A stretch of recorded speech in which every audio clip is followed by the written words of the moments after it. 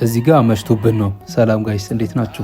ከጓደኛዬ ጋር ተያይዘን በአሁኑ ሁላችሁ እንደምታውቋት ትልቅ ገዳም ነበር የሄድነውና አብዛኞቻችሁ ታውቋታላችሁ። አብዛኞቻችሁ ሳይሆን ሁላችሁም ታውቋታላችሁ። ኦርቶዶክስ ሆኖ የማያውቃት የለም በእርግጠኝነት። ባሱ መጣ ምናምን ጉዞ ተጀመረ ማለት ነው። እዚህ ጋር ጉሙ ምናምን ፋይናሊ ወደ አሰብንበት ገዳም ከመግባታችን በፊት የምስካበ ቅዱሳን መድኃኔዓለም የአንድነት ገዳም ታሪኩን ለማየት እንዲሁም ደግሞ ዋሻውን ለማየት ወደ ውስጥ ገብተን ነበረ።